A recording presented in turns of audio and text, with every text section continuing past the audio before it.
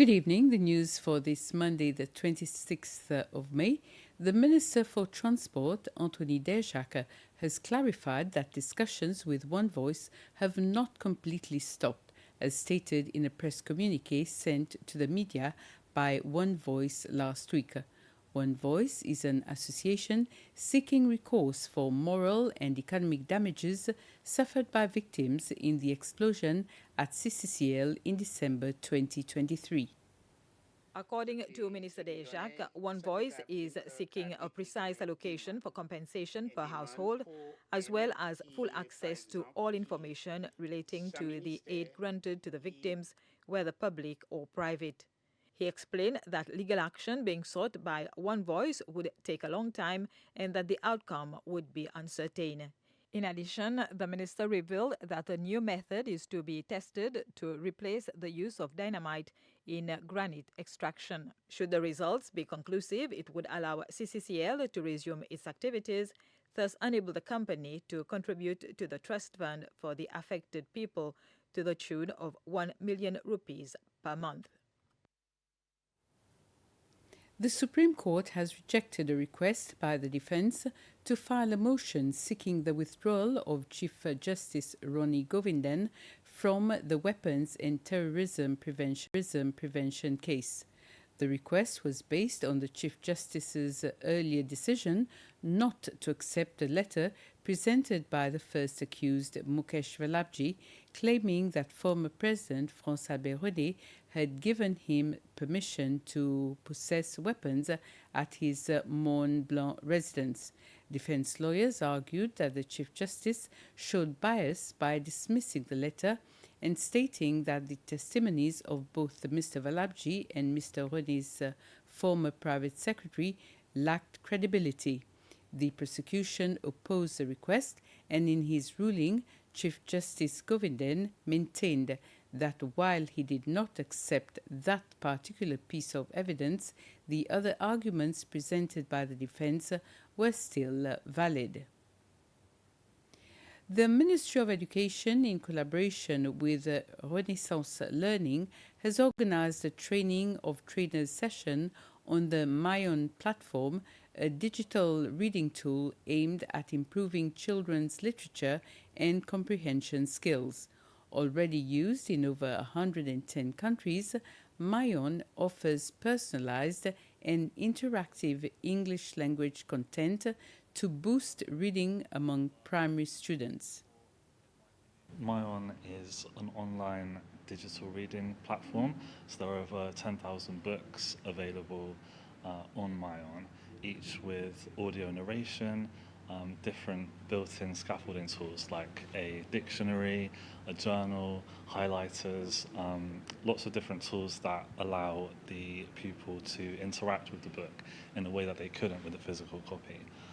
There's also a lot of reporting for teachers, so teachers can go in and see how many books have been read, how many quizzes have been taken, and that can help support their literacy and comprehension development.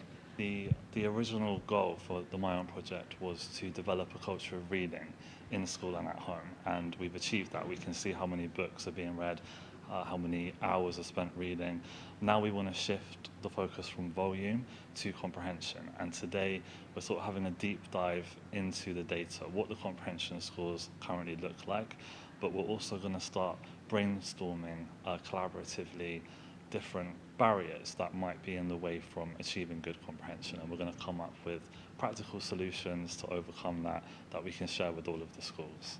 One of the key metrics that really sticks out to me is that 51% of reading takes place outside of the school day, so in the evenings, at the weekends, which sorts of supports our belief that we have developed a culture of reading. It's thousands and thousands of books are being read every week.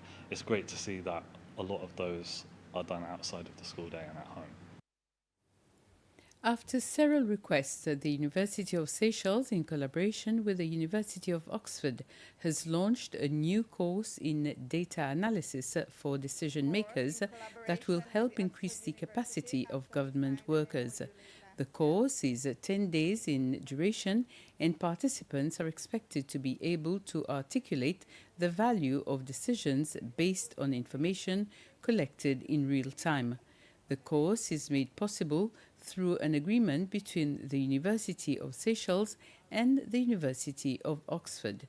Professor Prochista Ariana, who works with the University of Oxford, is one of the professors giving this training. Delighted to have this first course to launch the collaboration between University of Seychelles and University of Oxford.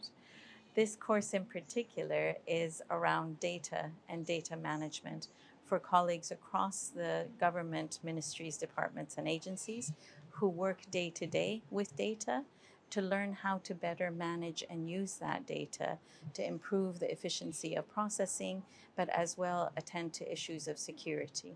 So it's really taking everybody's level up a notch in terms of their engagement with data, which is quite fundamental and essential for many of the activities that we do. This collaboration is one that we hope will continue to grow through the demands that colleagues have and the needs that they raise across the ministries in particular, as well as the university. The government's announcement to launch a pilot project introducing flexible working hours in the public service will be the focus of a statement to be delivered by the Minister for Labour and Social Affairs, Patricia Francourt, before the National Assembly tomorrow. Also on the agenda are questions directed to the Minister for Youth, Sports and Family, covering a range of topics including sports development, senior residences and shelters for victims of domestic violence. 2 motions will be presented. The first concerns a proposed revision of the Student Code of Conduct. The second calls for the creation of a parliamentary committee to investigate why 4 members of the Assembly have failed to submit their asset declaration forms for the period between 2023 and 2024. Local artisans gathered in a crafts market to commemorate the 87th anniversary of Coopérative des Artisans. The craft market is a collaboration with Seychellois artisans. The official ceremony of the crafts market was this morning at the cooperative shop near the National History Museum opposite Liberty House. These artisans started off the day with a show of visual arts, fashion show and famous Creole songs. This brings us to the end of this news summary. Have a very pleasant evening.